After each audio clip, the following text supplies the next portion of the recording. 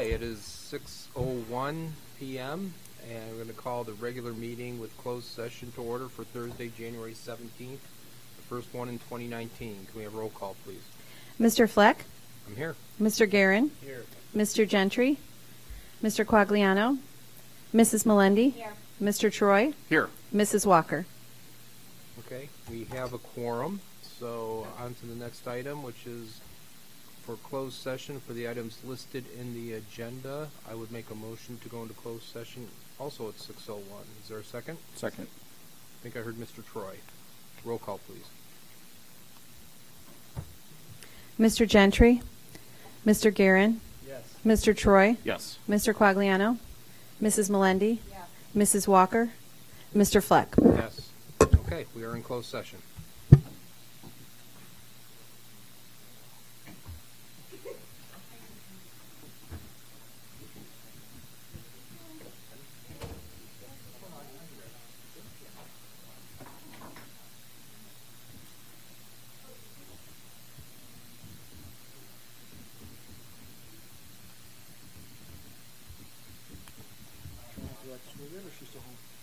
She's still home. She's supposed to go back this weekend. Ooh, yeah, yeah. So Mrs. Troy is doing the driving on this one. So I-70 is no fun in this stuff. There's nothing to protect No. blowing and They're trying to pick a day that's going to be, light on the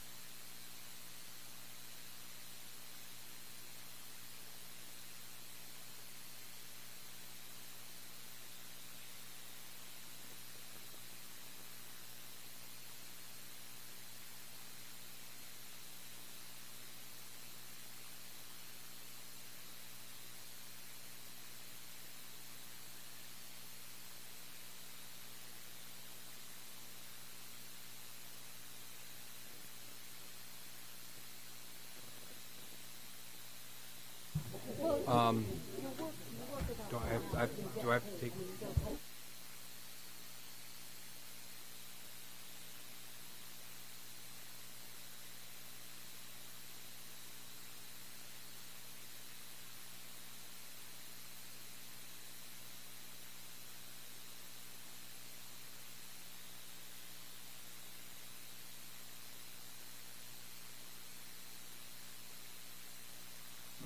Okay. Welcome, everybody. It's 7:02. We have suspended closed session, and we'll continue with that after the regular meeting. First things first, let's take a roll call. Oh, I'm sorry. I should have looked over to my left before I said that wonderful speech. Mrs. Walker, Mrs. Melendi, here. Mr. Guerin, Here. Mr. Fleck, Here. Mr. Quagliano, Here. Mr. Gentry, Here. Mr. Troy. Here. Okay, we do have one item in closed session that we do need to take action on. So I will make a motion regarding student 2019-01 that the student be outplaced for 2 calendar years. Recommended that this placement be at Evergreen Academy in Union, Illinois, or other placement that District 158 deems appropriate. The Board of Education supports the recommendation. The student 2019-01 would be eligible to re-enroll at Huntley High School on January 17th, 2021. During the time of this alternative placement, student 2019-01 is not permitted to be on the District 158 grounds. Is there a second? Second from Ms. Walker. Any discussion? Okay, then roll call. Mrs. Walker? Yes. Mr. Fleck? Yes. Mr. Guerin? Yes. Mr. Gentry? Yes. Mr. Quagliano? Yes. Mrs. Melendi? Yes. Mr. Troy? Yes. Okay, that motion carries. With that, let's see. I think we have the Pledge of Allegiance. So that would be Ms. Pauls with the Early Childhood Development Center student.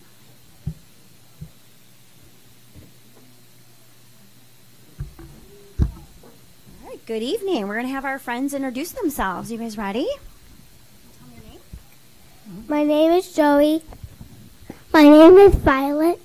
My name is Scarlett. My name is Grayson. My name is Bryce. My name is Cordelia. Okay, friends, we're going to stand and face the flag. Ready? One, right there. 1, 2, 3. I pledge allegiance to the flag of the United States of America and to the republic for which it stands, one nation, under God, indivisible, with liberty and justice for all. Amen.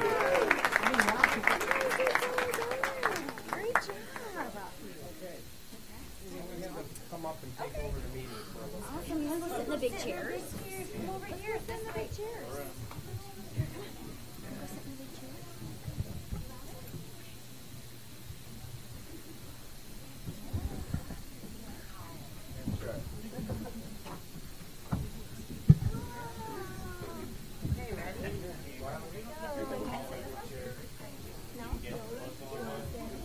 Somebody can sit right here. Hello. Okay. And all you have to do is talk normally into that microphone, just like you did before, okay? Is that better? Yeah, please, parents, come up, take all the pictures you would like. Hello.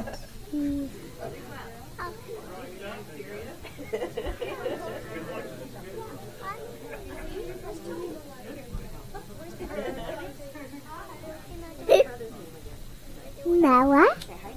Hi, Noah. Hello. My name is Mr. Flag. You're being idolized. And you're not.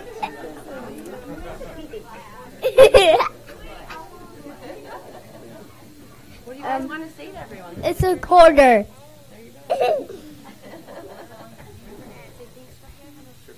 Thanks for having us today. Hello. Have a good day. 50 cents. All right, friends, we have some questions. Who's next for everyone? Mr. Fleck at the podium is going to ask you a question. What? He's going to ask you some questions. Everybody listen.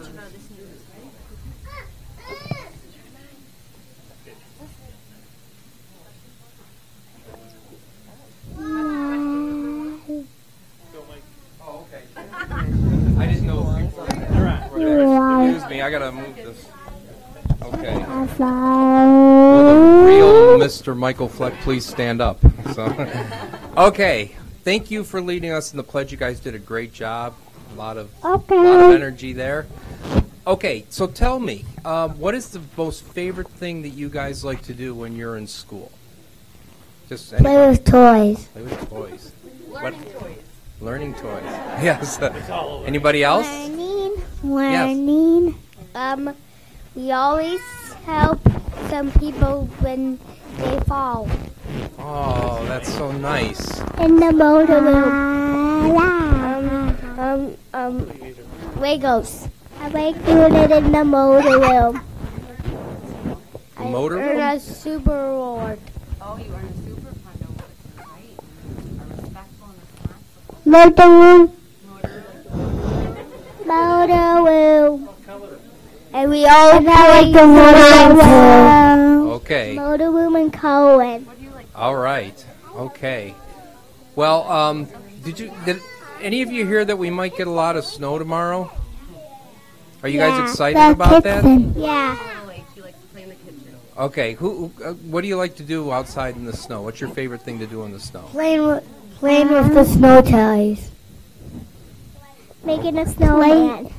Building with snow mountains. Snow mountains, snowmen. Go sledding. Go sledding. That sounds fantastic. Okay, well, hey, thank you. Play with Mommy. Okay. Very nice answer. Hello. And Daddy. And Daddy. Okay. Well. And Biba. Okay. I want to thank you all very much. We're going to come up behind you. And I love my sister. Okay. And I like to play snowman. Yes. I know. I can visit the pie. The people behind me cannot see how much I'm sweating right now. So we're going to stand behind you and we're going to take some pictures. And thank you again for helping us.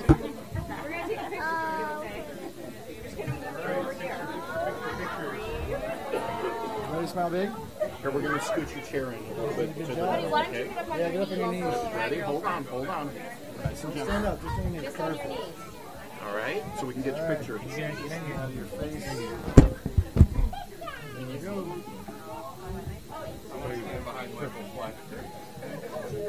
There you go. Perfect. Look here, guys. Over there. They're taking pictures. Look at Mrs.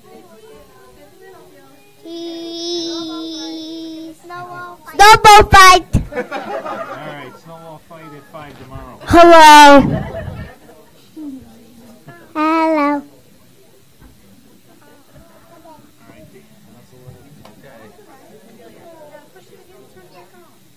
No, wait. Okay. Good job, guys.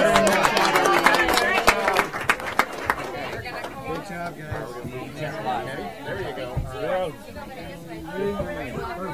Awesome job. Thanks for coming. Way to go. Welcome. Thanks for coming. You all. Wonderful kids. Thank you. That was so cute.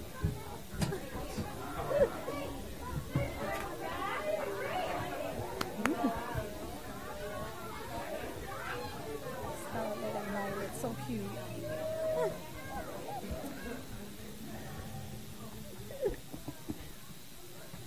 All right. Those of you that come here often know that that's the most difficult part of the meeting for me, so thanks for your patience. That was wonderful. Okay, next item on the agenda, I believe, is public comment. Mr. Armstrong, do we have any public comment? Okay, there being none, we'll move on to the next item, which I think is student recognition, and that says Ms. Lombard. Well, actually, I'm going to turn it over to Mr. Chorba and the Heinemann students. So.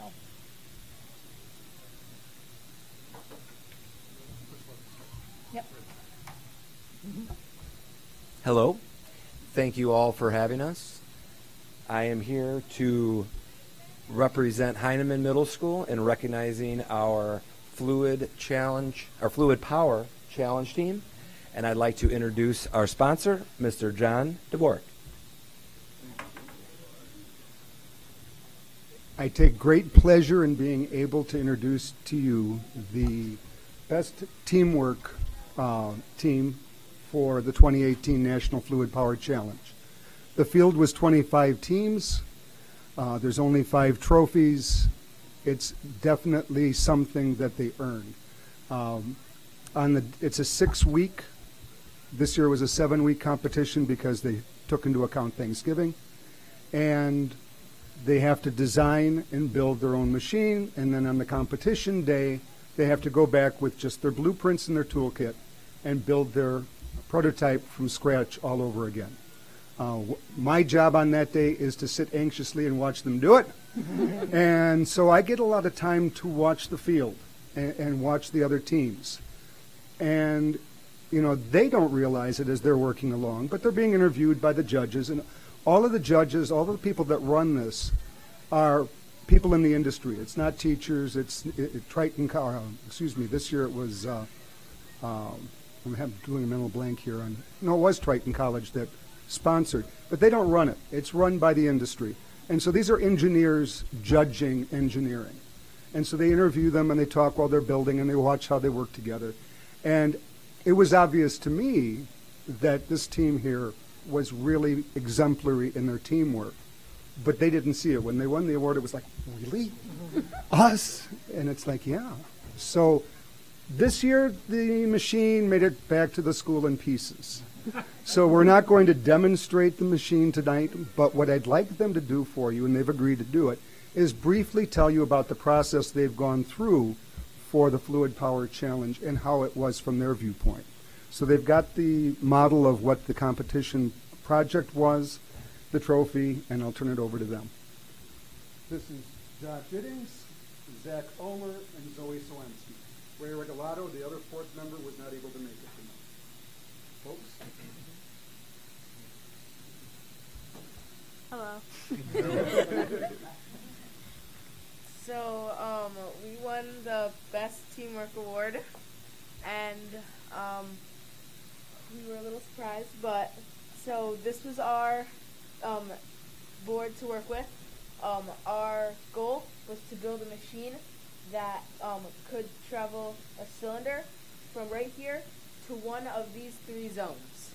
Each one was worth a different amount of points. And what our machine was designed to do was, rather than pick up the cylinder and move it, we intended to drag it along the board over here. However, when we came to the challenge, we ended up not being able to complete the task, but we had fun while doing it. It was a really great experience. Before when we first started, we just had a debate about what our design should be in between Zach's idea of design, which was to move it, and then Ray's, which was going to pick it up, obviously. And that took us, 2 or 3 days? Oh, no. A week. Oh, a week yeah. and a half. Yeah, because we each had different designs for each design inside the designs, like how to make squares or like how to make anything inside the design. So that was fun also. Yeah. So that we were surprised to get the teamwork award was an understatement. Yeah. Yeah. On the challenge day, we worked way better together than we thought we were going to. Yeah. During the 7-week period of time, we did not really work well together, we did not think. So. But when we got to the competition, we really focused in and we were doing pretty well. We stuck to our jobs and didn't try and do other people's jobs, and we weren't all over the place. So. And we were getting ahead. We had finished our design, and we were testing it out when we ran into the problem that our arm wasn't long enough. And then we made it too long. Yeah, and we kept trying to adjust the arm length while we can see the time ticking by while the other teams are presenting their project. We're trying to get the arm just right to get it to grab the cylinder. And in the end, I think we were able to reach it, but we still weren't able to get it to one of the 3 zones. All the syringes exploded. Yeah.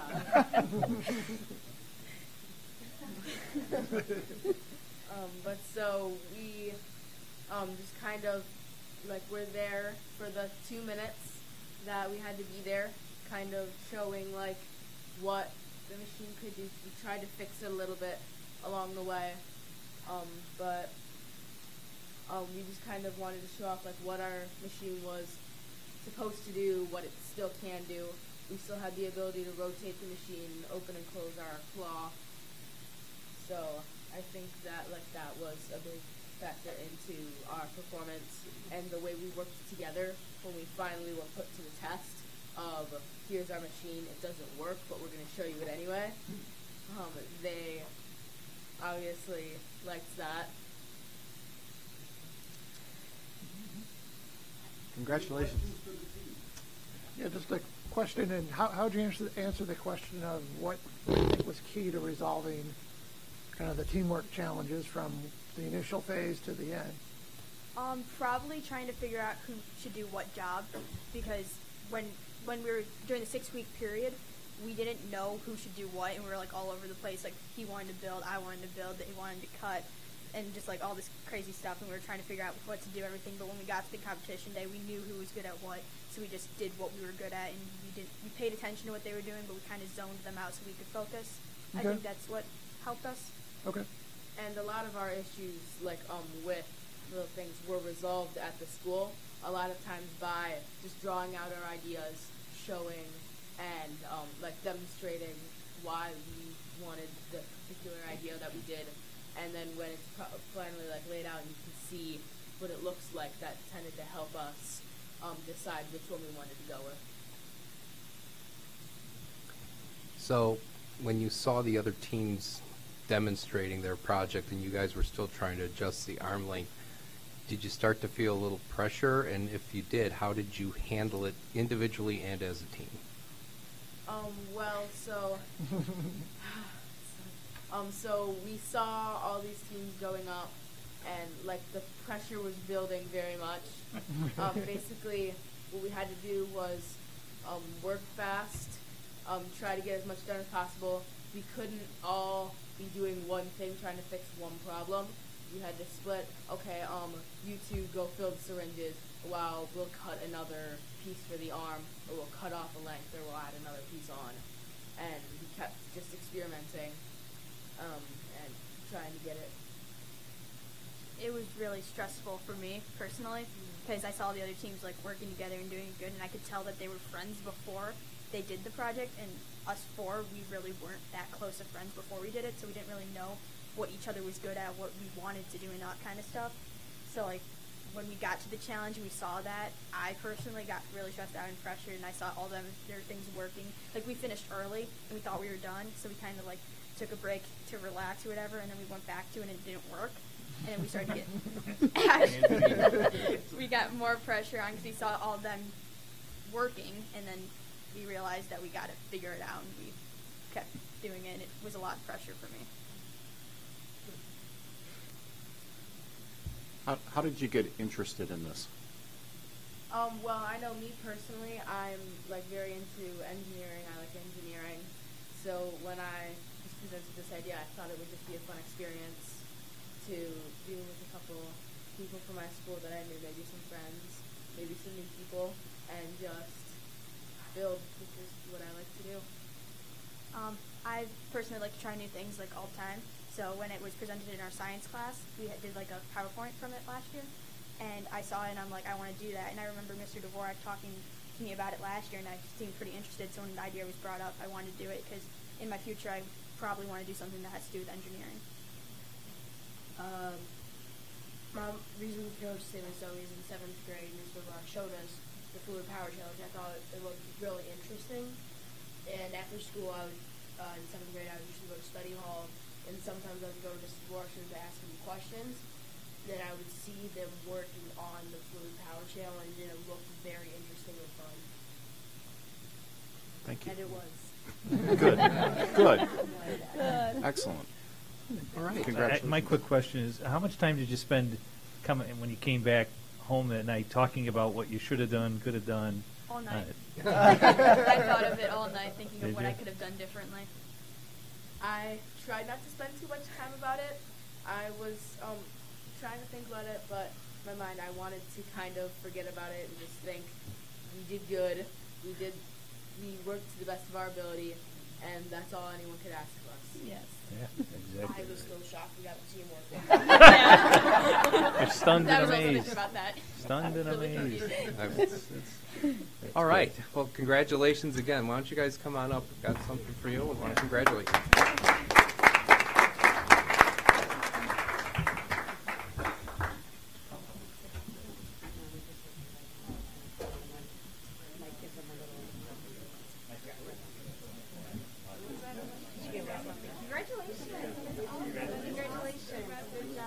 Congratulations. Good job.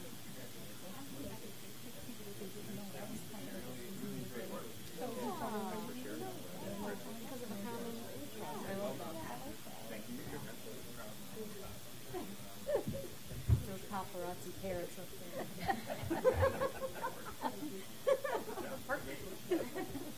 Send you back up there for a picture. That's I don't know great. if I should have you in front or whatever you think is probably up with you guys. Okay. Okay. Yeah, he can stand in the back row. Come on up. Yeah, that's fantastic. Yeah, Mr. Dorr. Put this over here. Yeah, you provided the guidance.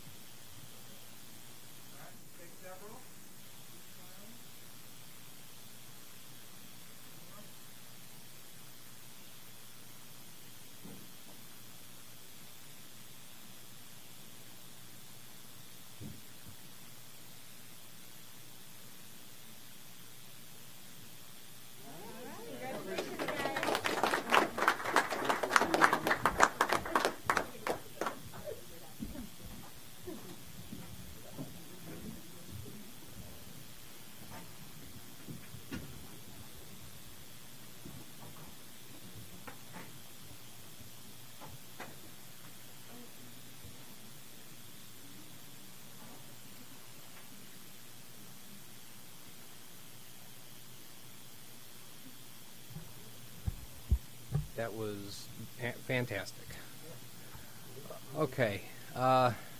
Next item is revision and adoption of the agenda. So let's go through and see if we have reports. Ms. Lombard? No? Okay. Dr. Schlichter? Okay. It looks like Mr. Altmeyer has some things. Mr. Zaire? Okay. Dr. Budzinski? Okay. It looks like everything else has items on it. I have a short legislative update under President's Report. So I will make a motion to revise and adopt the agenda with the removal of items 8, 9, 11, and 12. Is there a second? Second. Second from Ms. Melendi. All those in favor say aye. Aye. Aye. Opposed? Okay. Then we go to item 10.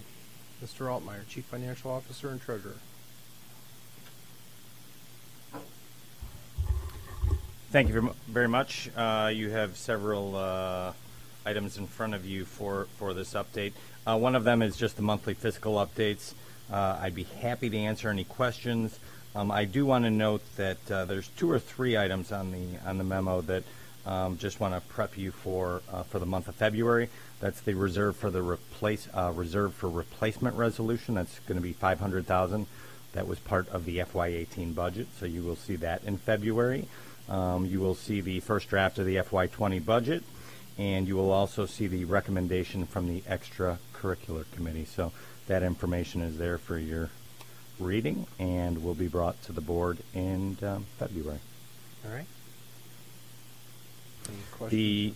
I'm sorry. Any questions? No. Okay. I'm sorry. No questions. Please. Okay. Second item is the November 2018 financial executive summary. From a total revenues and expense standpoint, we continue to track favorably with the FY19 budget. One note on the health insurance side, we're continuing to see spikes in health insurance claims. In fact, the average claims is $746,000 per month, compared to last year's $513,000. Excuse me. Let me take that back. That was the total claims for the month. The average for the 5 months is approximately $700,000 per month versus last year's average of $550,000. That's a $150,000 increase in the average claims, or approximately 27% increase in total claims. Now, the majority of that is large claims coming through the pipeline. We've been able to validate with Blue Cross Blue Shield and some reporting. We are starting to receive some enhanced reporting out of Blue Cross Blue Shield because I've continued to just harp on them that I needed additional information to feel good about the claims coming forward. As part of that information I am receiving, we are able to see the current enrollment on a monthly basis. And versus prior year, we do have a 5 to 6% increase in total enrollment in the plan, which accounts for some of the 27%. But the majority of the increase is we are seeing a significant increase in the number of claims over $10,000. Right? They're all not large claims, meaning they're all not exceeding $50,000, approaching $165,000, our stop loss. But we've got a lot of claims in the pipeline that exceed $10,000. So we will continue to track that on a monthly basis. We're hoping that as we get more information on a monthly basis from Blue Cross Blue Shield, we'll be able to have a little better information for the board so that we have a better understanding of currently what is happening, and hopefully that we see a decline in some of those claims coming through. So stay tuned on that. The dashboard you have in front of you for the executive summary, although there's quite a bit of red on the revenue side, if you look at prior year to date, we are tracking very consistently, in fact a little favorably to the prior year to date amount. So there is no concern on the revenue side from a dashboard perspective, and on the expense side we're doing pretty well. The 2 areas of concern that we talk about usually every month, one of them is impact fees on the revenue side. Right, we're hoping that this spring we start to see something, but I'm not counting on that, frankly. And then health insurance, which we just talked about. So other than that, I'd be happy to answer any questions that you might have on the financial executive summary. I have one. On the health insurance, I know we're tracking against our experience in prior years. How and maybe this is where you'll have Blue Cross tell us a little bit about what's going on, but is this just kind of the trend across the board that claims greater than 10,000 is on the rise everywhere, or is it just us? No, it's not on the rise everywhere. It's within our plan. It's within our membership. Okay. Yeah. The data that I do get from Blue Cross Blue Shield does break out pharmaceutical versus medical claims versus generic versus specialty drugs. And as we receive more information on a monthly trended basis, I'll be able to give the board a little more information about where we stand on some of those items and what we're seeing. But, pharmaceuticals is a big portion of those total claims. It's approaching 40-50% in some months. So because of specialty drugs. Even though we're at 80 to 90% generic fill rate, there's quite a few specialty drugs that we are paying for that really spike the monthly claims up, which is the trend lately. So Anything else? So as I get more information, I'll share that with the board. Just a quick clarification question on the red, yellow, green. I was just trying to figure out, seems like 41% just by the logic of the formatting would be green, as in 5/12. Yeah. So Ms. Solomon and I had a debate whether or not to make those green or make those not. It's just a hard 42% is green, although it's really close to 42%. It didn't hit 42%. Okay. The reason it's not exactly 42%, and you think it would be, is because in the month of July, we recognize additional tax collections, right, that come in after June 30th. And that's typically when we hit the 52% of total tax collections. Mhm. And so the majority of our tax revenues come in the latter half of the year because of that extra time period we have for additional collections. Yeah. Okay. But the logic is assuming 1/12 a month. Right. Okay, gotcha. Yeah. All right. Any other questions? Thanks, Mr. Altmeyer. Thank you. Okay. Moving on to item 13, Mr. Armstrong.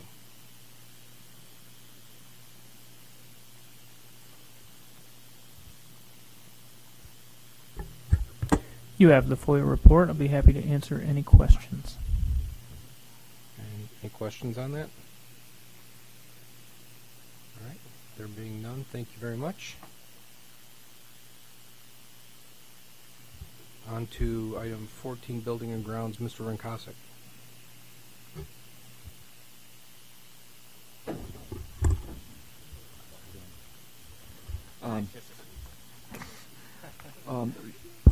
I do have 4 points to highlight in the O&M updates. I will, there might be a couple of reasons coming up here. One, most important, that we will be considering, requesting the board consider a special meeting on February 7th, along with the committee of the whole meeting. One reason would be to consider, after the presentation later tonight, we'll know for sure, but to consider receiving and awarding our architect's fee contract to proceed further with the Fine Arts Wing project, depending on how we go with the later agenda. And the other thing is we have now interviewed both 2 of the 3 bidders for the grounds management service contract, and formulated a consensus of the committee, checked in with legal counsel to make sure everything's in order, and have a recommendation on who to hire. That contract starts on March 15th, and in order to get them to get all the pieces in place and ready to go, we would like to give them a little more wiggle room than between February 21st and March 15th, a little time to prepare. They all said if they awarded on February 21st, they would be prepared, but we'd like to give them advantage of a little more time to have a successful start, if at all possible, but would not make that the driver to call a special, consider calling a special meeting on February 7th. But we'll see more about that later. Solar project. You hear people say, "Oh, we're in great, we're looking at this thing really being done." Realistically, there are 7 steps left to go before we realize that this is a project that they will realize. One is coming up in a few weeks. An application has to be turned in for renewable energy credits, and Mr. Altman did a real good job in one of our teleconferences a day or 2 ago. When we were in teleconference with some ComEd representatives, picking their brain on applications that are in the hopper to see if there's really going to be a lottery, or if everybody's going to get some of the block 1 or block 2 of the renewable energy credits. It's kind of on the bubble now. There's a fairly good chance there'll have to be a lottery, but maybe not. It's not. It's maybe just about fully subscribed. If I understand that right, Mark. Right. So you want to mention how many megawatts are in the 2 blocks? Oh, yeah, thank you. The block 1 is 52 megawatts. Block 2 is 52 megawatts, and those are once those 2, there's enough applications to subscribe to the 104, the aggregate of the 2. And once it's exceeded, it kicks into lottery. If the total lot of applications is 101 megawatts, then they'll decide who gets into block 1 and who gets into block 2. And we're 6 of the 104. So about 6% of the. what's available. Then we have to find a retail energy service provider. Right now, that's the party that actually we contract with to buy our electricity commodity presently, but we're only locked in now through July meter reads. And we'll need that partner in place because that partner will be the avenue to apply for our net zero metering program, which is a part of the financial model. And it has to be through them. And also the smart inverter rebates applications won't be available until such time as that's in place. That won't be a hard piece, I don't believe.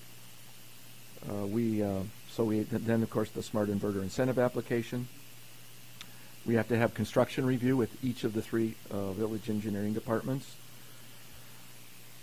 We build it, and then there's one more step.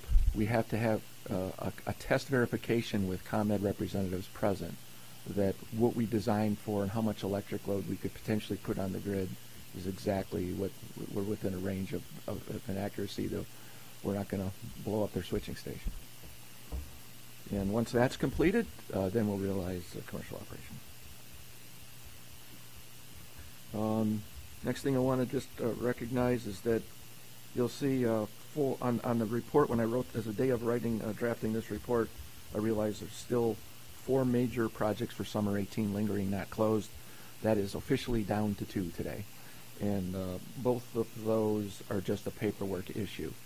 The final pay requests have actually been reviewed and seemed accurate, and supportive documentation is in place that contractors have paid their suppliers and subcontractors. We're just waiting for some other paperwork like warranties, owner information, and things. Very close to done.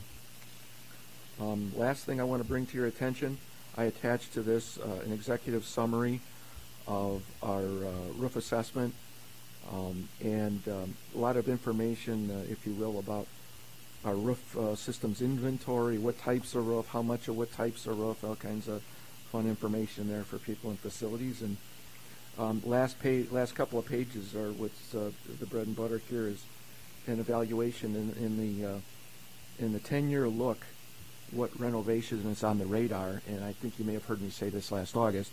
It's the high school. After this year, about all that's left is the high school, some future phases of the high school, and we have that on the life cycle program to radar in the next few years for that to happen. I'll be happy to answer any other questions you may have. Any questions on that report? Just quick, what drove the study? I guess I don't think I've seen something like this before on the roofing Actually, study. it has been done each year now for several years. Okay. It's really you're seeing the paperwork piece, if you will. There's a whole voluminous file of a report with all kinds of pictures of condition assessments and everything. That has 2 purposes. One, for us as a district to better keep track of things, because sometimes our roofs are in pretty good shape here, but I can tell you stories about older buildings I used to manage where you would see them at one point in a period and you'd see it later on, and if you watch it over a few years, you have records of it, you can look back over and say, oh yeah, this thing is really deteriorating at an accelerated rate or whatever. Right. The other part of it is we have a lot of roof systems that are newer, and it's good to have a record that you've got somebody qualified keeping a surveillance on them to demonstrate you're doing your due diligence to do your regular maintenance to support warranty claims should they arise. Okay. And the last thing, of course, is that they do is as a part of this program. I started this many years ago in other places I worked. We have an expert walking every square inch of every roof that really understands roof systems, what to look for, that there's a little opening in some of the flashing material, lap joints and things, and what's the appropriate way to patch it. And I started a program many years ago where I asked them to bring a couple of roofing technicians with them, and they do the patches right then and there. It keeps down on the leak repair claims later on, because these things are being little minor patches as they're seen as they go around. It helps us keep a better ahead of moisture penetration in the building envelope. Okay, thank you. Anything else? Okay, thank you, Mr. Rankosik. Next item, 14.2, the Huntley High School Fine Arts Wing Creative Design Phase Presentation. Turn it over to you again.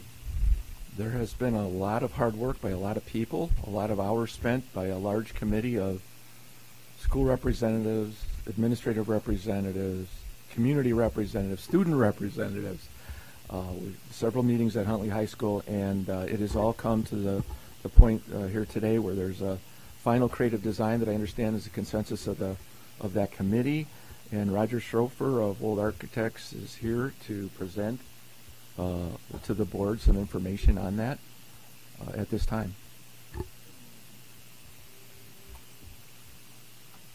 Good evening. Just want to say the parallels between fluid, design and competitions. Designing a fine arts edition is very similar. Similar challenges. Actually, we should with this team. This group actually, again, the whole process, not like any other process that Huntley has gone through, it started about a year ago with the thought process of, we have not really properly addressed the fine arts portion of the high school. And again, we did some preliminary planning, but again, this board directed us to get a little deeper in depth into that design. And we formulated this core planning group of participants to work with and to challenge and to, again, they really were the influencers of this design that I'm presenting today. This is not necessarily old architects saying, here's what you should do.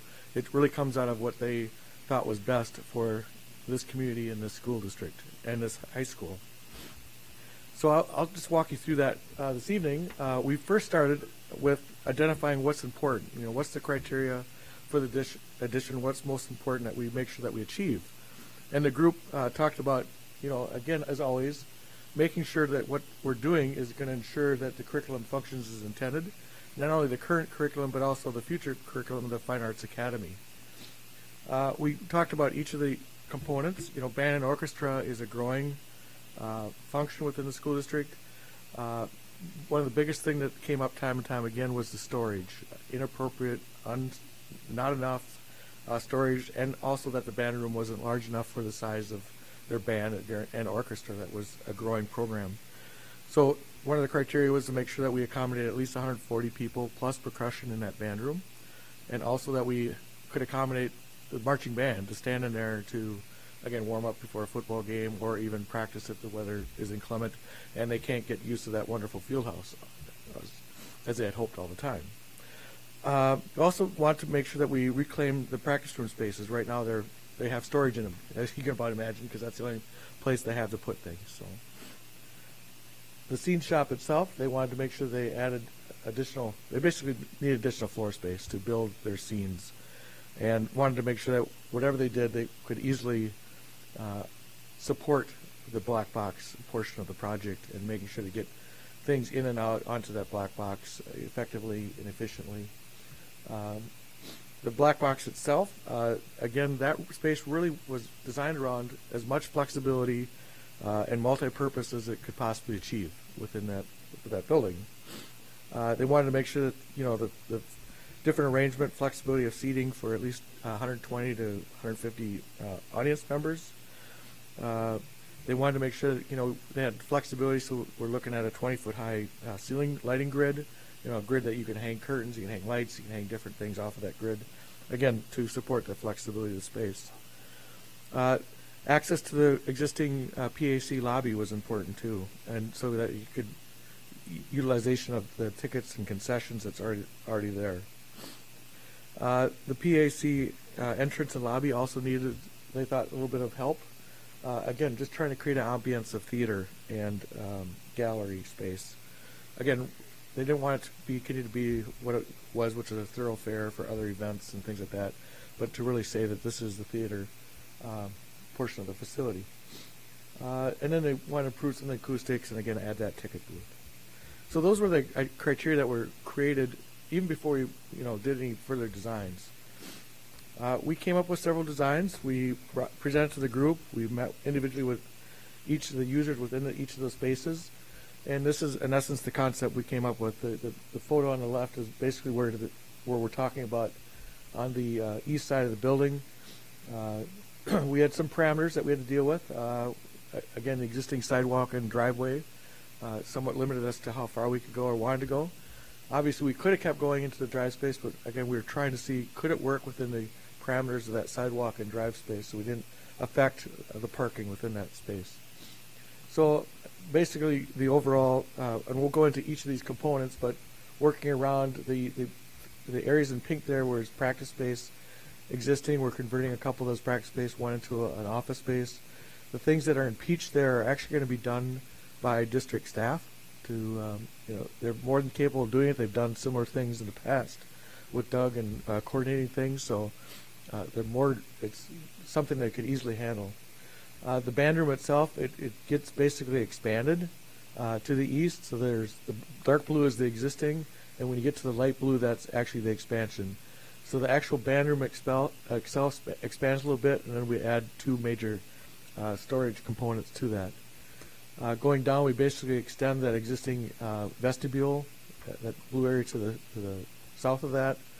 Then we get into the green areas. The dark green is this existing scene shop, and the light green is the new scene shop connected right up to it. Then the light gray is the vestibule. Again, we need to maintain egress out of that circulation corridor behind the back of the pack stage and the support spaces of that. The black box is the gray dark box, and then the connection going up to the vestibule and then creating a little bit, extending that vestibule to the PAC out.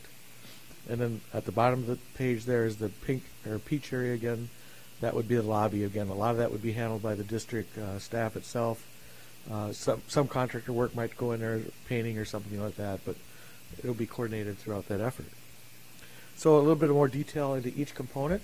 This is the band room itself. As you can see, we've accommodated the 140 seats plus the percussion in there. We have both a uniform storage at the top and then band storage at the bottom. Again, very flexible space. We reuse some of the cabinetry that you've already purchased into those spaces. Direct access to the outside from the band. So when a marching band is going out, loading up on the trailers, it can easily do that from that same location that they basically currently do it at. They also wanted to make sure that they had flexibility enough that they could do ensemble practices within some of those rooms, like the uniform storage room, putting a small ensemble there for practice, or even the instrument storage area, pushing the percussion to the side, or even percussion ensemble practice could happen in there. So again, creating as much flexibility and usable space as possible in the design. Then we move on to the scene shop. Again, it's pretty simply laid out. It's a large open box for scene shop. Again, keeping the connection to the existing scene shop, putting a large 10-foot door opening so that they can move scenes onto the black box, which is at the bottom of that page there, with a 10-foot opening going to the same black box. Again, it's a big open room. They want as much flexibility as they can on floor space, so basically putting a dust collection system in there, and that's about all that's going to be fixed. They'll build their own wood storage components and things like that that they can obviously easily do. This is the black box itself. Again, it's designed to be as flexible for the seating itself. Those are basically rolling bleachers, if you will, that have better seating. If any of you have ever been in the Huntley Park District's stadium or seating, that's got similar type of seating in it that this would have. But they're flexible and movable, and you can rotate them and move them around for different types of sets. Front stage, center stage, or even more of a thrust stage layouts. The connection to the PAC lobby, then again, this is a relatively narrow space. Again, it's all glass, so it won't appear as narrow as it actually is. It also gives the ability to make that pack entrance a little more prominent than it currently is. So it has a dual purpose. And the other purpose it provides, that glass wall, is actually to have some lights and some playbills that you can actually see from the parking lot along that wall, and you can see it as it's a display. The ticket booth is, again, something that they really was needed and desired, and so the district probably will build it in that location in the corner, and it'll serve for both the black box and the theater itself. As far as the imagery of the addition, again, the upper left-hand photo is the existing as it is today. The lower left is a photo of the addition of the west wing. Again, we thought we could tie some of the things of the west wing over to this east side. So the upper right-hand picture shows the black box. Is that a black box? Go figure. The extension of the band room would be again, brick that matches the existing brick, so it would be harmonious with that front north elevation. And then you'll see on the left hand of the upper picture the PAC entrance. Again, very similar to the way it looks now. Again, it's appropriate because it also was something that we keyed into when we did the entrance to the field house. But again, just having that additional glazing or that for the corridor to the black box, again, gives a little more prominence of the entrance. Lamp Incorporated took the concept and basically did. This is a summary page, but Chad's here if you have any questions for him as well. As far as doing this is just a summary page. You did a takeoff of everything to make sure that we what it was going to cost, and they have. You basically have construction cost, and then you have some soft costs that get you to a total project cost. So, for a total project cost, we're looking at about $3.851 million for this particular project. It was higher than that at one point, but again, we shaved some things down. We were able to make some adjustments. Again, the district taking on some of the effort that they could do, and they could do it efficiently and economically, got us to that 3.8 number. So that is our presentation. Probably next steps. I'll talk about that quickly. Where do we go from here? As Doug mentioned earlier, the next step would be to get us under contract to proceed through the next phases of the design and putting out to bid. Also, approval of a construction manager, looking at that at your regular board meeting on February 21st, making sure they're on board and they're already working on it, so let's make it official. Design and cost estimate update would give to the committee of the whole on April 4th. Again, going out to bid, looking at late June, early part of July. And then the board would get a look at the bids at their August COW meeting and awarding at their August 16th meeting, all in an effort to make sure that we're meeting a move-in date on or before July 1st of 2020, or sometime in July. So that's, again, our presentation. If you have any questions, feel free to ask. Just on the timeline, it seemed a little odd to me that you would push to start in August.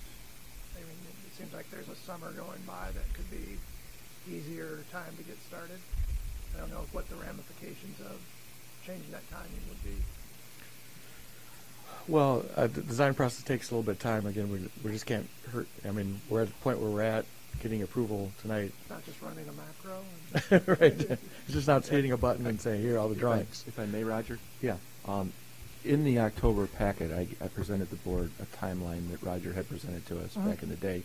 And it had suggested that we could get through the process and have this meeting to present to you the final schematic design at the December meeting. So we're just a little bit behind on our end, but that's why I want you to consider the special meeting on February 7th to see if we can give the architect a few more weeks to see what we can do, because I know that LAMP and we'll have invested a lot of time looking at this, and we're probably confident they can turn this around in 10 months. Is that right? But 10 months is very aggressive, and if the weather isn't cooperating, we could be a little handcuffed, and we probably don't want to be much beyond final completion in early August. So anything we could do to help, appreciate it. And once LAMP's on board, again, they'll have ideas as far as how we can do an early package for foundations, possibly, things of that nature to do things sooner. Obviously, they'll work with the general conditions. They'll get, fencing up and things like that ahead of that August date. And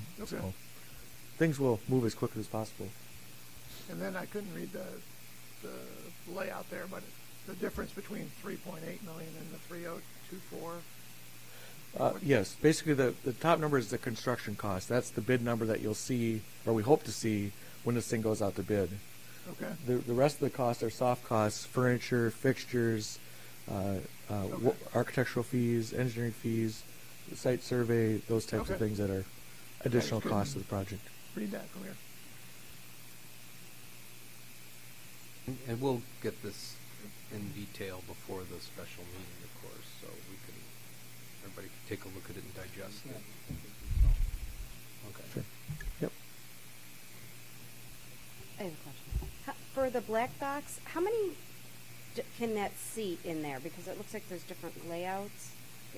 Can you do different things in there, or is that movable where you can Yes. kind of manipulate? Yes.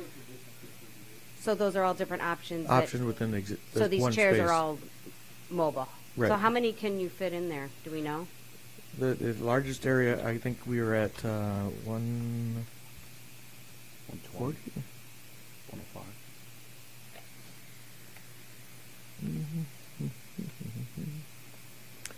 Again, the flexibility is anywhere between 120 and 150 audience members. And then, a separate question, the addition where it pops out, that's not taking any parking, you said, right? That's Correct. nothing in the parking lot? That is correct. Okay. Yeah, that grassy area where the Yeah. color guard usually is? The building itself will go right up to the edge of that sidewalk. Okay. So if you're walking on the sidewalk, you can touch the building, basically. Thank you. So I'll be the nitpicker here. Is there any concern about using a black material on the outside? I know it's a black box, but it's supposed to be black on the interior. Right. But with sound absorption and creating excess heat, is that a concern? We actually use the black brick on your existing west side addition as well, and parts of it. So. Okay. Wold's design of their wall system, I think, has some venting. Yes. Am I correct? There's an air pocket between the inner width and outer width of masonry, and there's some ventilation in there. It should help that. Okay. Thank you. Anything else? All right. I'd like to thank you. Thanks to the committee for the hard work, and especially for trying to do as much as you can within the budget and getting the budget down to where it is. So we'll debate this at this special meeting, I guess. So thanks a lot, everyone.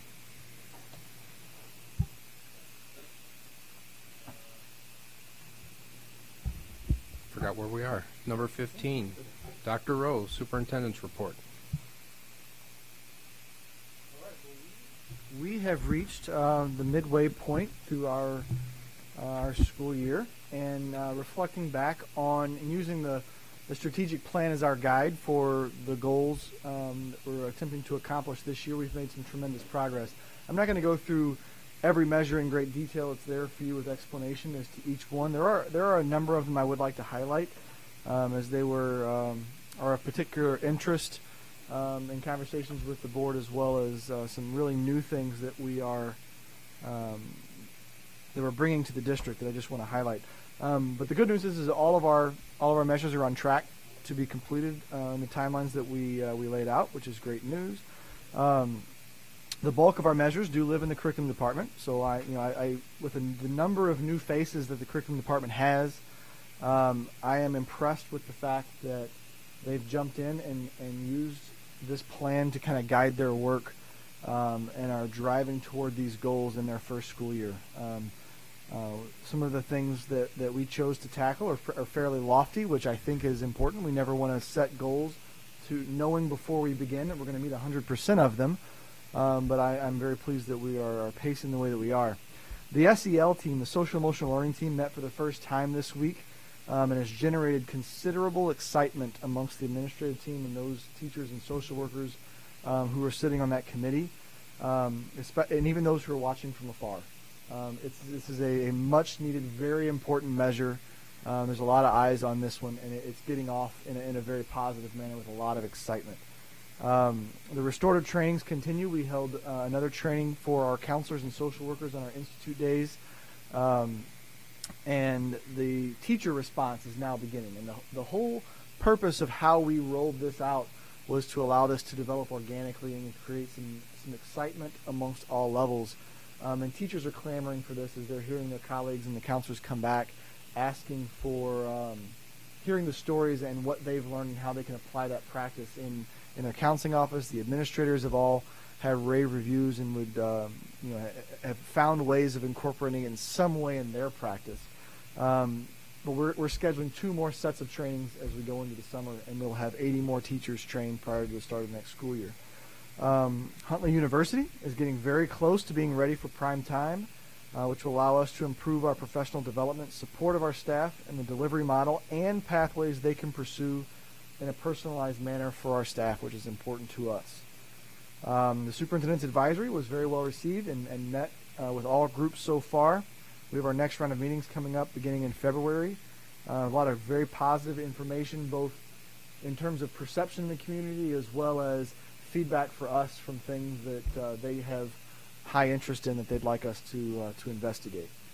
I'm happy to report we've already met one goal. I'm presenting, or set a goal to present at 2 state and national conferences.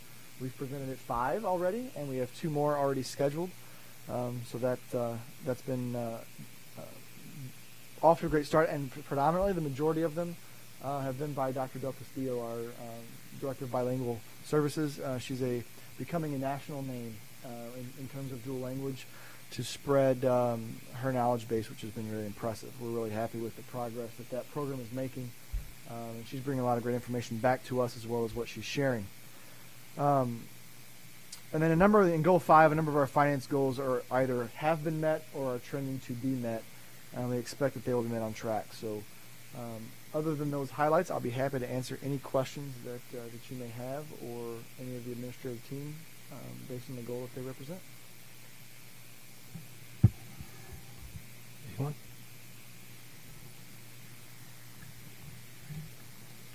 No news is good news, I guess. All right. Well, then, if that's all right, I'll jump into the next part of my report.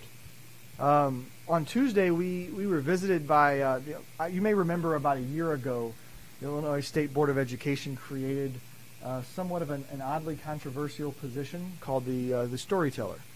Well, the storyteller visited Huntley on Tuesday. We had a day with her. R.E. Katz is her name, and she is a qualitative researcher with a communications background.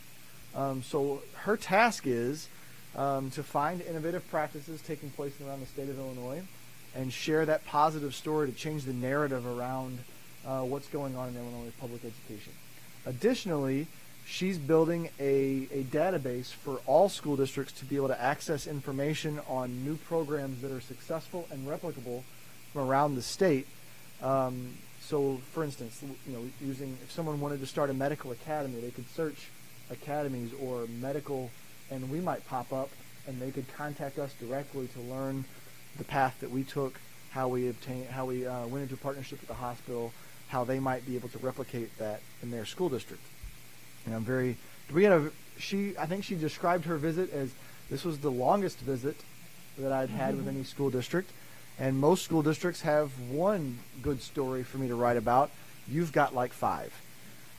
So that was really nice to hear. We, with the high school's cooperation, we spent the day at the high school and we looked at the medical academy, blended learning in terms of concept, as well as the Vanguard program, and culminated our visit with a visit to the hospital where she got to see some of our youth residency students in action. We got to go into the cath lab, and as they were showing one of our students all of the preparations that were going into as he was about to observe a stent being placed into one of their patients live. We unfortunately did not get to stay for that, but he had that tremendous experience. She was blown away with the opportunities that we're able to provide for our students, and obviously that comes back to the support that you've given us, and that all starts here. So that's much appreciated. At the conclusion of our meeting, I expressed to her that yes, there are 5 stories maybe that she wants to write about, but there's a couple that she didn't see today, and I encouraged her to reach back out to us. And she was very interested in the energy conservation. I wish Doug had stayed to hear this, but the energy conservation component of how we run the school district is absolutely replicable around the state, and it is an area that in my short time in this position, and just seeing what we've done, solar is the extreme, but there's so much that school districts could do to save tax dollars with energy conservation, and they're just not doing it. And I don't know why. But that's a story that we really need to get out. And she may be a great avenue for us to do that.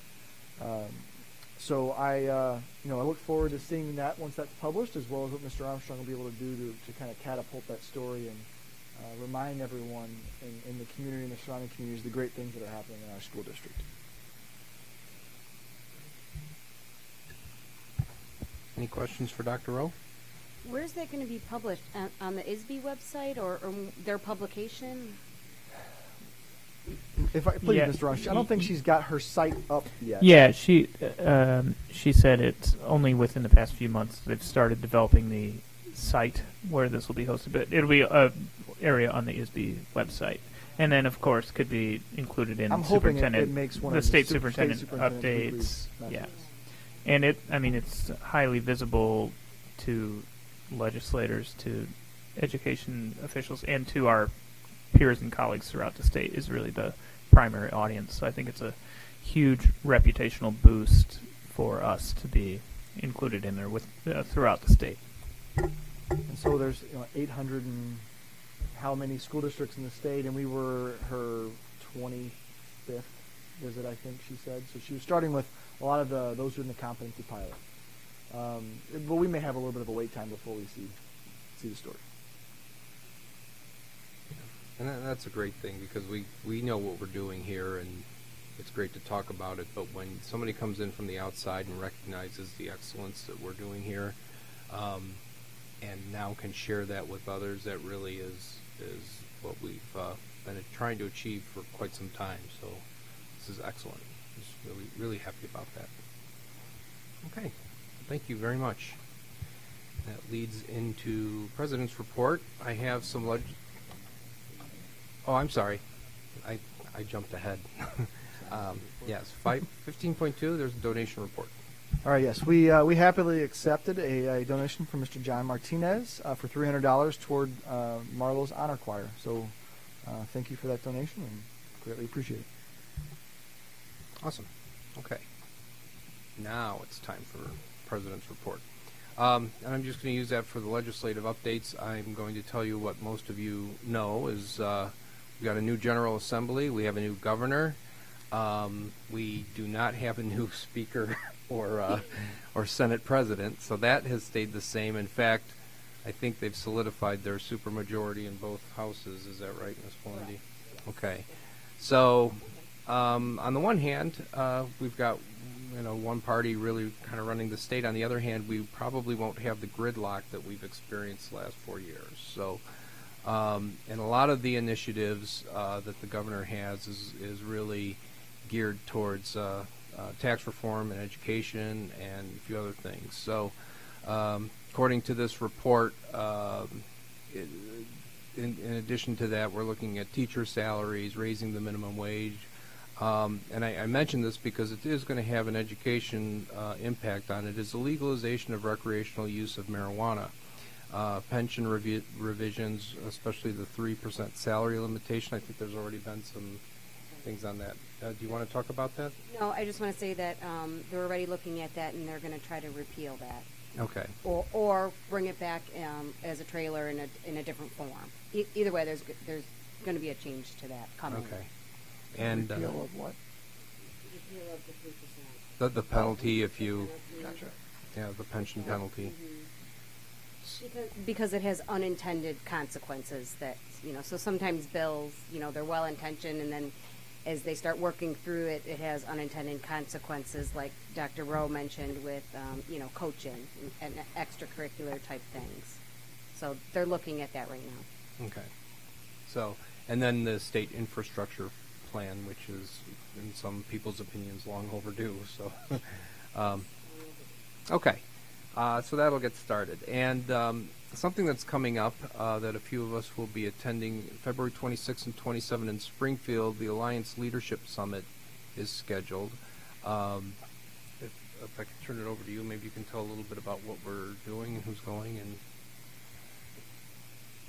Sure. I might have to rely on Mr. Altmeyer to help with this. But so Mr. Fleck, Mr. Altmaier will be attending with IASBO, but Mr. Fleck and I will be attending the Alliance Legislative Summit just to get connected to the conversation with other educational administrators and board members, the opportunity to connect with some of our representatives and senators down in Springfield and show a sign of force in terms of the educational community and what we stand for, what we support, and just remind them that communication pathway is open to them, and we can be a resource for their knowledge base so that they can make intelligent decisions and we fully understand both sides of the issue that they're voting on.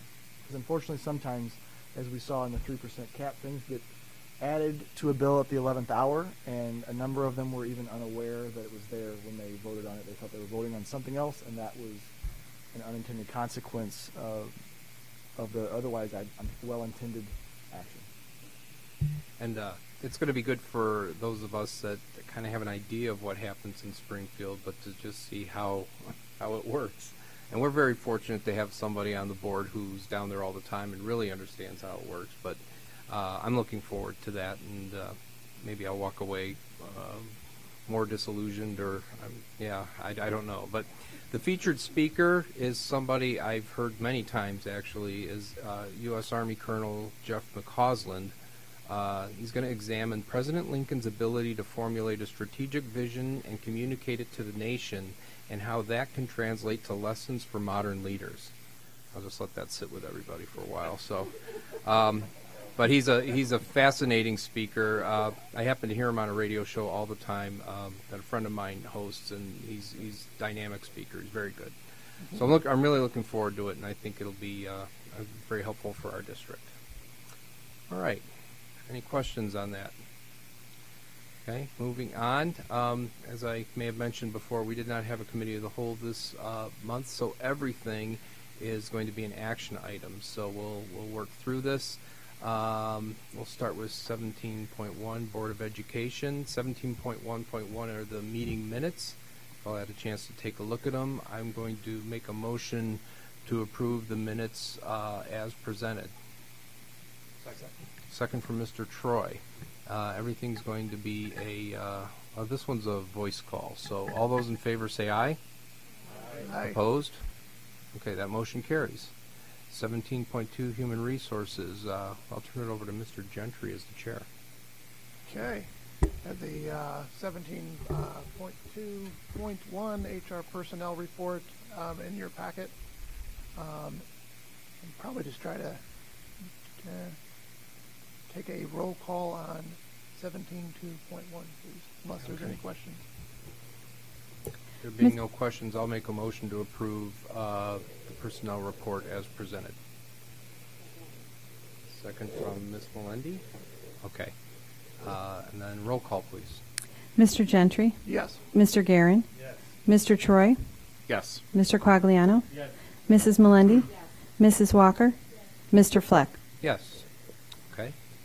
And on to 17.2.2, Summer School Hours and Pay Memorandum of Understanding. Do we, is that Mr. Zaire? Okay. Yeah, just real quick, here in front of you is a memorandum of understanding for summer school hours, and we've got some very specific language in the current contract addressing summer school hours. So the last couple of years, we've adjusted summer school dates, so that has had a domino effect that we need to adjust the language. We did a very similar, actually, it's almost identical memo a year ago for last year's summer school. Just because we're meeting in different days. And so we're presenting that again here for the board to vote on and approve. And I'll take any questions on any of the numbers that are presented here. Any questions? All right. With that, I will make a motion to approve the Memorandum of Understanding as presented in the agenda. Second from Mr. Guerin. Any discussion? There being none, let's have a roll call. Mr. Quagliano? Yes. Mr. Fleck? Yes. Mrs. Melendi? Yes. Mr. Guerin? Yes. Mr. Gentry? Yes. Mr. Troy? Yes. Mrs. Walker? Yes. Okay, that motion carries. On to 17.3, Finance Committee, Mr. Quagliano. All right, you have before you the various payables, purchase orders, impress checks, disbursements are listed. Do we have any questions or concerns related to that? Nope.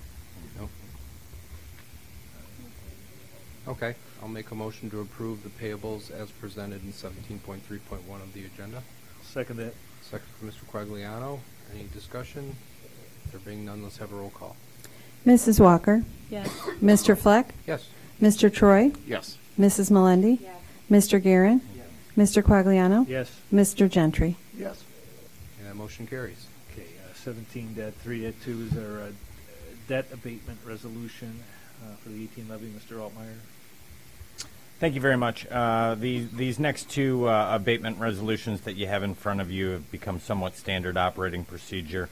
The first one being the Capital Development Award refunding resolution, the abatement of $400,000. This is now the sixth year that the district and the Board of Education will be approving the $400,000 abatement to lower the property taxes to the community. As agreed by the board back in 2012, the district would abate $400,000 a year utilizing the Capital Development Award over a 6-year period totaling $2.4 million. So each and every year we've abated $400,000 in accordance with the debt restructuring plan. If you recall, the debt restructuring plan, when we implemented that, would call for a 3.5% increase in the structure of our debt as we're going through refunding, various tranches of debt to get to where we need to be, and part of that is the $400,000 abatement. So this year it's a little different. We have a curveball with this with this abatement of $400,000. With the most recent Series 2018 refunding, the Series 2018 debt, which was the 2010 debt for which we refunded, there was $33,000 of savings associated with that refunding, which lowered, which essentially lowered that 3.5%. So rather than abate $400,000 this year, we have a resolution in front of you that is abating $367,000 and pushing the difference, $33,000, to the 2019 levy.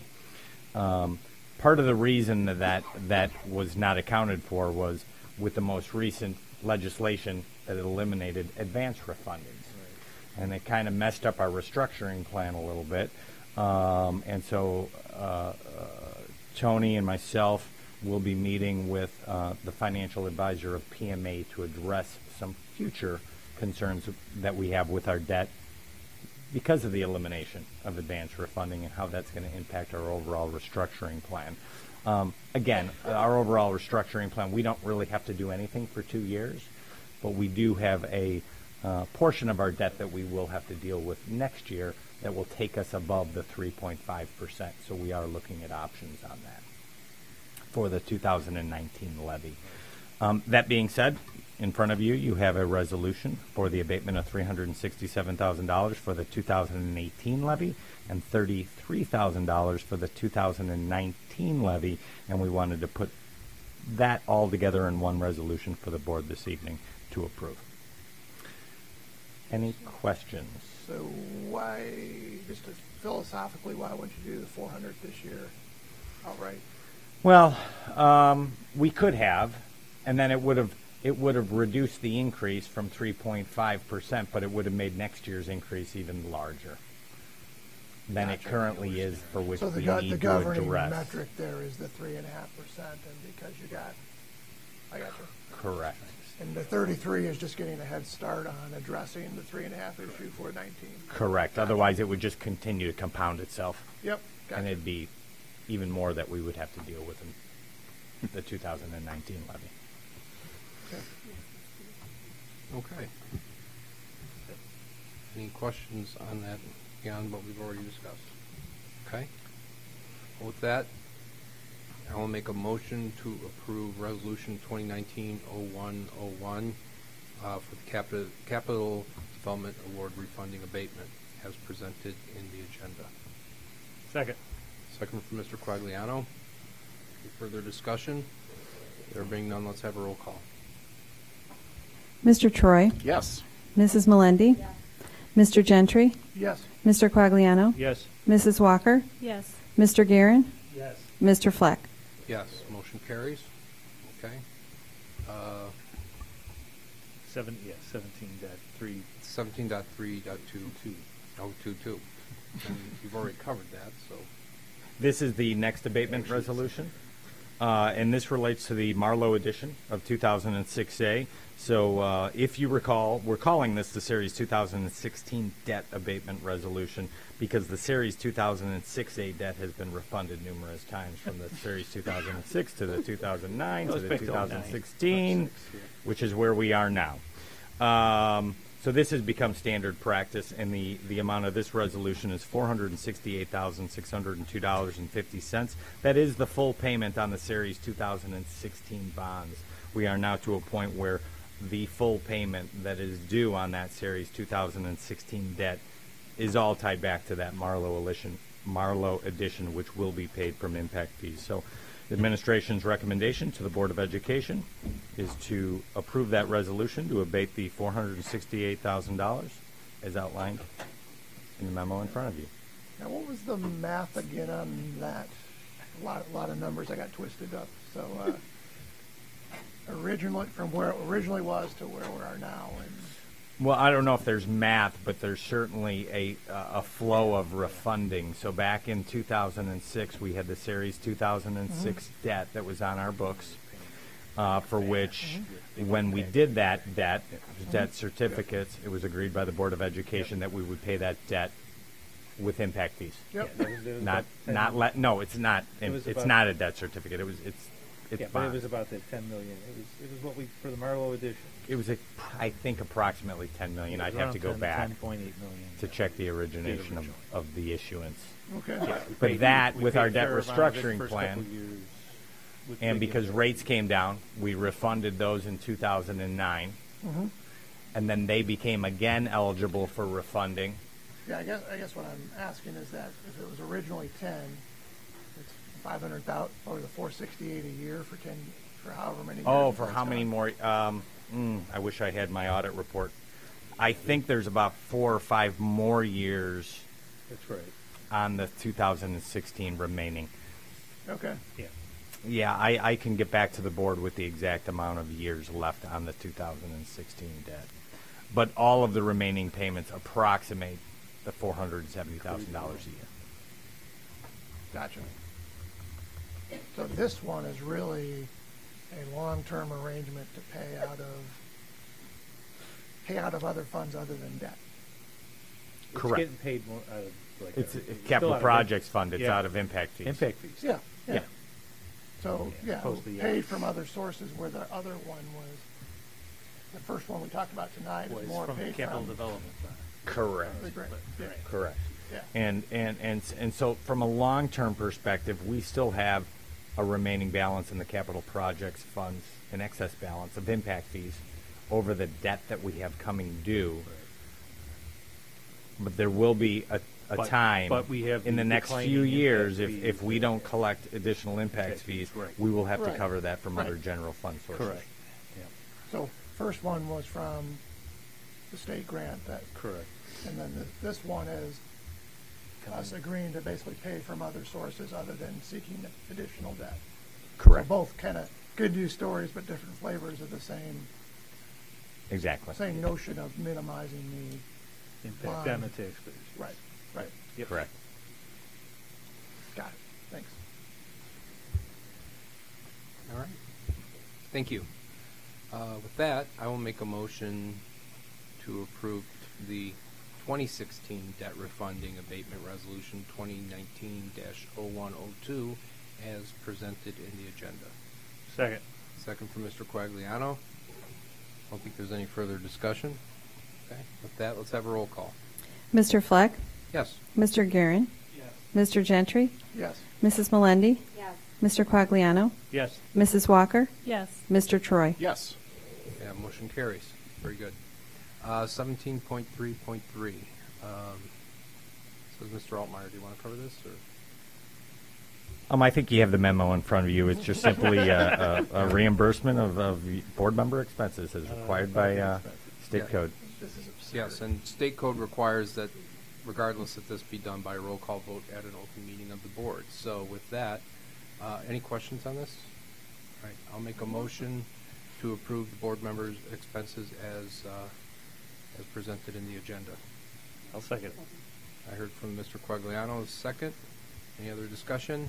There being none, let's have a roll call. Mr. Gentry? Yes. Mr. Guerin? Mr. Troy? Yes. Mr. Quagliano? Yes. Mrs. Melendi?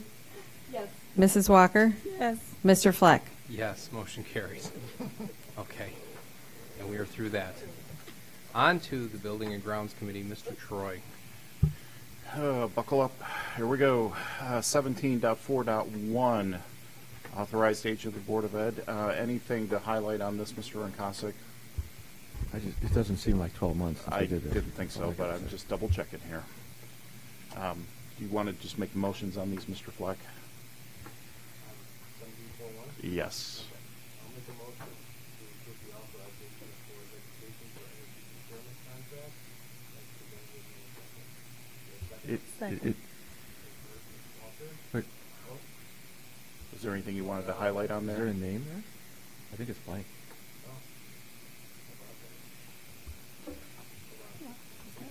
Well, the recommendation has my name listed. Yeah, the recommendation is destroyed. In the background. Okay, so, I don't think that's in the resolution, but, well, this was last year, it was destroyed,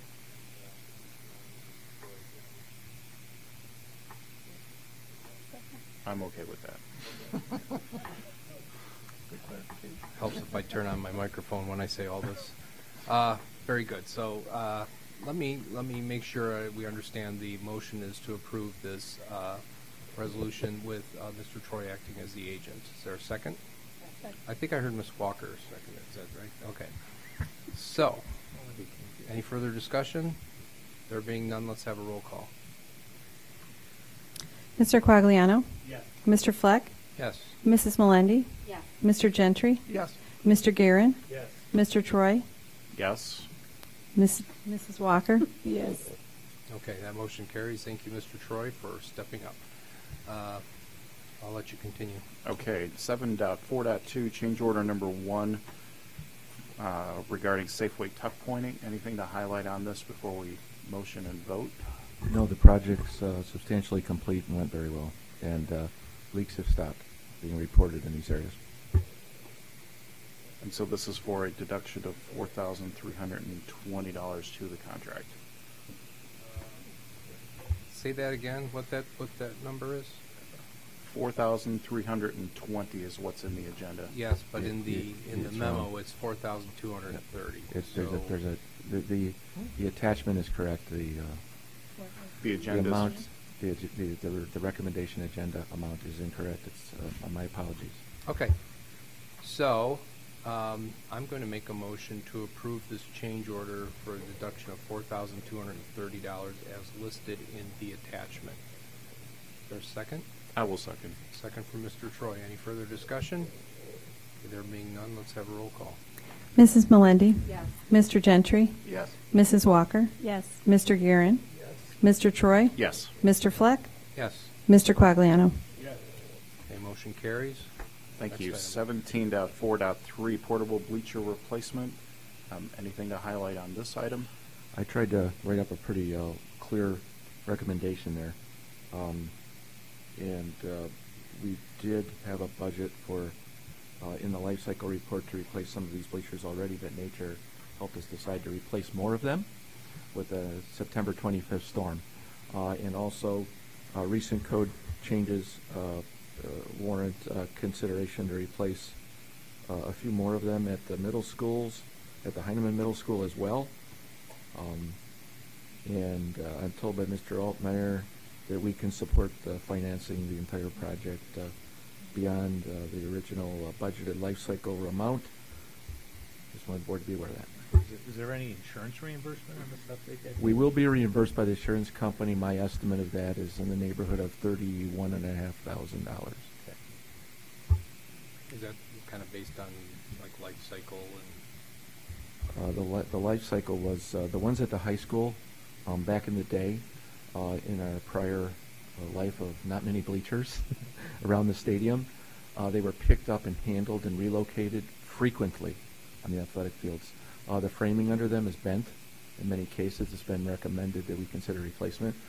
We had several recommendations from regulatory required inspections by certified installers or architects that we should consider anchoring them so they don't tip over. We're going to take care of that with the next agenda item by anchoring them to a concrete pad. Latest codes suggest we should have an aisle down the middle of a 5-row bleacher. So we'll resolve all those matters. All right. Thank you. Any other discussion? Okay. So I will make a motion to approve the portable bleacher replacements in the amount of $122,139 as presented in the agenda. Is there a second? Second. Second from Mr. Guerin. Any further discussion? There being none, let's have a roll call.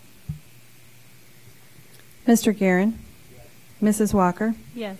Mr. Quagliano? Yes. Mr. Fleck? Yes. Mr. Troy? Yes. Mr. Gentry? Yes. Mrs. Melendi? Yes. Okay, that motion carries, and the saga of the concrete bleacher pads continues. So, Yep, as was teased, item 17.4.4. Without further ado, go ahead and do the big reveal on this one. The ball diamonds at Huntley High School have the 4 diamonds have 8 sets of 8 pieces of 8 these bleachers, and they already have concrete pads. But they do have the aisle need and the accessibility need. The pads are big enough, so we do not need to do those concrete pads. We just need to replace the bleachers on top. However, the soccer stadium at the high school, the soccer field in the north of the high school, and the 2 middle school stadium bleacher sets do need the concrete pads, and that's what this bid and the alternate bid would provide for. We weren't sure financially if Heinemann would be able to be supported initially, so we wanted to see that number broken out. Marlow has to be done because nature took them away on September 25th, and it warrants doing it at this time, but we weren't sure about Heinemann. But the numbers came in reasonable for the hardware and the concrete slab, so we're recommending that we go ahead and take the alternate. Thank you. okay. Any question? All right. So with that, I will make a motion to approve concrete bleacher pads bid number 2018-03A as presented in the agenda for $40,000. Second from Ms. Melendi. Any further discussion? There being none, let's have a roll call. Mrs. Melendi? Yes. Mr. Gentry? Yes. Mrs. Walker? Yes. Mr. Guerin? Yes. Mr. Troy? Yes. Mr. Fleck? Yes. Mr. Quagliano? Okay. Motion carries. All right. Next item. Go ahead, Mr. Troy. Thank you. 17.4.5, roof systems replacement bid 2018-68. These are the last large capital project bids for summer of 19 work as a part of the August 18 presentation that we made to the board. It took a few more days to evaluate these bids. We interviewed the bidders. Have no problem. We've worked with each of these bidders in the past. What's included here is replacement of the flat roof areas at Colleen McCain with the new liquid applied roofing product and Colleen McCabe portions that other than shingles there and metal, and replacement of the shingled roof here at this building, enhancement of the ventilation so we don't have tear-offs and windstorms here any longer, hopefully. And also Huntley High School storage building has had some issues with large sections and larger windstorms blowing off, warrants replacement of those shingles, and they are aged. So be happy to answer any other questions.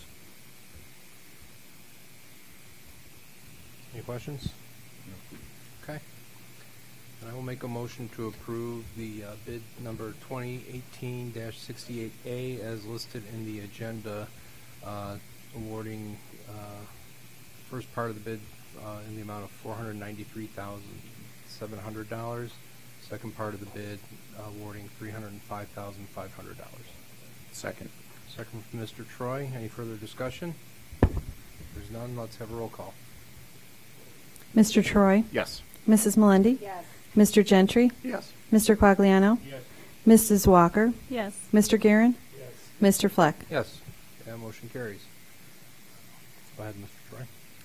17.4.6 stage curtain replacement bid 2018-62. Anything to highlight on this one? It's much needed.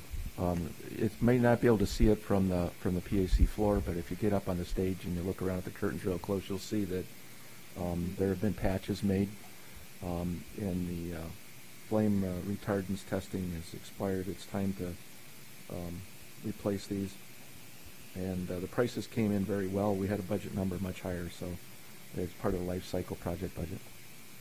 Okay. And with the 3 bidders on there, everything's... Yes, all reputable. They're good bidders, yes, or reputable absolutely. company. Okay. Yeah, and the one that's the lowest bid is the most reputable. So. Very good. All right. Any other questions?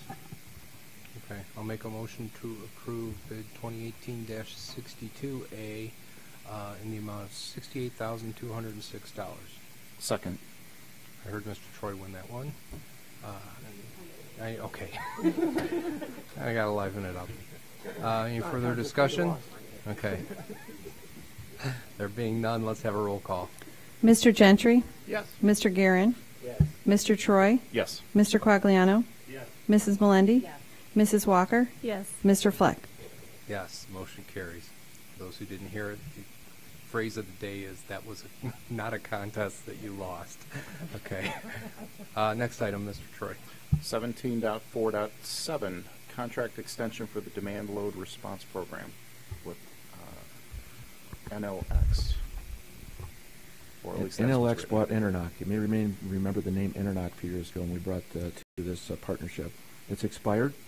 We're happy to let you know we've enjoyed revenue of $192,000 over the last 3 years by being a partner in this program. It does require us during testing to shut down power, and also if an event would ever be called, which it has not ever been called, in the partnership years with these guys, we would be asked to participate. No penalty for lack of production to meet the goal provided, but we, as an honorable partner, try to best to meet our goal. Unfortunately, we do so darn good on energy conservation. It's a moving target. That you can only reduce so much. We recognize that we need a minimum level of energy consumption to support education in the building. It's our goal not to detriment that. I will tell you that you may sit there and say, well, we're going to be doing solar. Why would we want to do this? If the solar goes through, we'll go through one more annual test and we'll do fantastic. And we will have a banner year of revenue. That's just the way the statutes are built. After that, we can choose to have 0 as a participation level if we so choose without penalty. In the meantime, we're going to have one more year of testing and do very well. All right. Mr. Clark. All right. I'll let you do the honors. Okay. Well, with that, assuming there's no discussion on that, okay.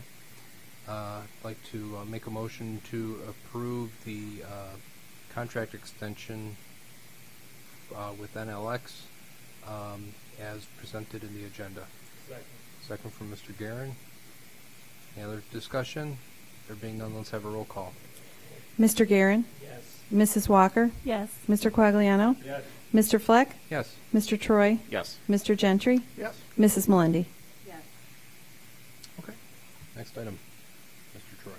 17.4.8, another contract extension, this one for System Peak Predictor Program, also with NLX.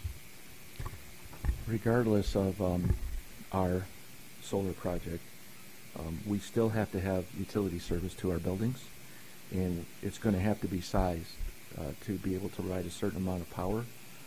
Albeit the day comes along where it's extremely hot and a stormy day, we're not going to be able to produce enough energy. We're going to need our utility to provide it. So there are going to be charges on our utility bills that will continue for peak load contribution, and we still need to do as best we can to manage it. We have over the last 12 months, estimate our savings by participating in this program of $73,000. That's my estimate. Our provider tends to debate with me saying it was closer to 80, but that's okay. And the cost to us is very minimal. So I would hope we could continue that program. All right. Any questions? Okay, then I will make a motion to approve this contract extension for System Peak Predictor Program Agreement with NLX as listed in the agenda. Second. Second from Mr. Troy. Any other discussion? Okay, there's none, so let's have a roll call. Mr. Quagliano? Yes. Mr. Fleck? Yes. Mrs. Melendi? Yes. Mr. Guerin? Mr. Gentry? Yes. Mr. Troy? Yes. Mrs. Walker? Yes. Okay, that motion carries. Our last item in section 17. Yep. 17.4.9 Site License Agreement and First Amendment to the Energy Service Agreements with Forefront Power. Get ready, get set, go. Okay. Our partnership with Forefront Power is evolving, and as they prepare to put together the documentation required to apply for the renewable energy credits, Forefront Power asked that a site license agreement be signed off, agreed to complement the energy service agreements. We've had our legal counsel review these documents. We've afforded ourselves an opportunity in the meantime to enhance our position just a smidge with some terminology that's included in this document. And so we'll be a little bit bettered by this. In addition, we challenged our partner to clarify something for us, and they suggested that it be put into a separate document that would be a First Amendment to the Energy Service Agreement.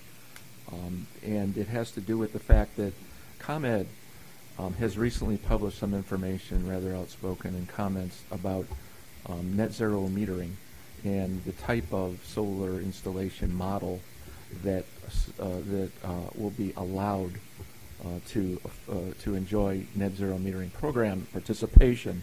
And their position right now is that power purchase agreement might not necessarily be the model, because they're saying that there was an ordinance back in the day, a statute, I mean, and part of the language in there said that the owner of the property who consumes that electricity would have to own or operate the system. And operate being, of course, to just plain old operate and to maintain it. But it does say own or operate. Those are the three key words in that statute that they quoted a number of times in their comment. And if that is appears to be a political maneuver, it's been experienced in a couple of other states as they grew into this program. And we are told by our partner that there are ways that you can get around it. And it's just, in fact, ComEd has implied that to turn our agreement into a lease instead of a power purchase agreement could do that for us. But what I wanted to do is I wanted to protect the school district that if all opportunities fail to be able to maintain net zero metering, which is an important part of the cash flow of the program, that we would not have to experience supporting all Forefront's upfront costs to get us to this point so far. There has been engineering involved. There's been all kinds of time involved on their part, much more than our part. And I wanted to protect us from having to pay for those things a little. I wanted to clarify that. It's always been there, I thought, but it truly wasn't really clearly spelled out. They've agreed. They've agreed in the document in here that's the omnibus amendment. It's called omnibus because we have a separate energy service agreement for each of the three campuses. Be happy to answer any other questions. I'm not clear on what this is protecting us from. I mean, what's the worst case scenario if the argument doesn't hold, so to speak? The argument of net zero metering, or the argument I guess start with the first question. I don't know what this is protecting us from specifically. Okay. Forefront Power has invested a lot to date between when we signed an agreement with them and today. They've had engineers hired. They've had surveyors out here. They've had all kinds of people traveling to town to sit with us and go through village or reviews and things. And I want to make sure that we would be put in a position to have to pay their expenses. But why would that be? There is some language about termination, that if we choose to terminate, for no reasonable cause, we would have to pay all those charges. Okay. Okay. And there's all kinds of termination clauses protecting them in the original ESA.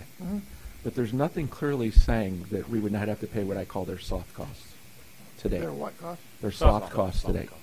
Sunk. Soft. Soft. Meaning Which are non-construction. Gotcha. Non-physical construction. Soft and sunk. I'm sorry. Gotcha. It's kind of a construction term you hear once in a Yep. while. Like LAMP has invested time in putting Yep. together the project presented earlier. So That's a this- soft cost. This construct does take that risk off the table then? Yes. I got you. Okay. That answers it. All right. So, and there are 3 separate site licenses, one for each campus, and the omnibus agreement is an amendment to all 3 of those site licenses. I'm sorry, it's an amendment to all 3 of the original energy service agreements that we signed back in June. Okay. Okay. So the amendment has nothing to do with the site licenses. It has That is correct. Okay. The site license basically refers to terms and conditions in the energy service agreements in most of its form. But Forefront Power, when they submit their documentation for their renewable energy credits at the end of the month, they want to have the site license document to be the one submitted instead of the energy service agreement. Can I ask, do you have any idea why ComEd would be so hung up on this owner-operate language? Does it really make a difference? I can just say to you that I sometimes sit back and try to put myself in their position right now. And yesterday, they had control of most of the power that was being generated. And I think it's an amazing effort that you can just walk anywhere around and turn on a switch or plug something in, and there's no effect on drawing down the power. You haven't, we're not exceeding the capacity of the grid. So they're ramping up and ramping down all these generators. It's really, truly amazing to me. I actually talked to someone that works at managing a coal plant, and it's not an easy effort. And now, all over the place in the grid, everybody's going to be putting things in to send power into the grid. Their ability to manage that is going to be so much more complex to keep a balance on that the power in the grid is what's being consumed. And it's my belief that they're trying to push around a little bit. There's also some opinion I've heard that it's some kind of a legislative political maneuver on their part. They've done these sort of things before when they wanted to get things like the smart metering program and things, and they tried to pull some things when they were trying to get that power plant down was it near East St. Louis or something, that coal plant years ago. They do some things that try to protect their position. Otherwise, it could be a political maneuver that I don't truly understand. Okay. It's been suggested to me that might be what it is. All right. Very good. Any other discussion? Okay. I will make a motion to approve the site license agreements and First Amendment to the Energy Service Agreement with Forefront Power as listed in the agenda. Second from Mr. Troy. Any other discussion? Okay, there's none. Let's have a roll call. Mrs. Walker? Yes. Mr. Fleck? Yes. Mr. Troy? Yes. Mrs. Melendi? Yes. Mr. Guerin? Yes. Mr. Quagliano? Yes. Mr. Gentry? Yes. Okay, motion carries. I know the next item says public comment. Is there any other? We lost our public, so. Okay. All right. Okay. The theme tonight is teamwork, so if you want to put something together, you can. So. All right. Then we suspended closed session, so I think at 8:51 I'll make a motion to go back into closed session. First, second, okay. And I really don't remember. Is that a roll call or? Yes, the roll call. Okay, the second was from Mr. Quagliano, so let's have a roll call. Mrs. Mrs. Melendi? Yes. Mrs. Walker? Yes. Mr. Guerin? Yes. Mr. Fleck? Yes. Mr. Quagliano? Yes. Mr. Gentry? Yes. Mr. Troy? Yes. Okay, we're back in closed session at 8:51. I'm Okay, up on candy and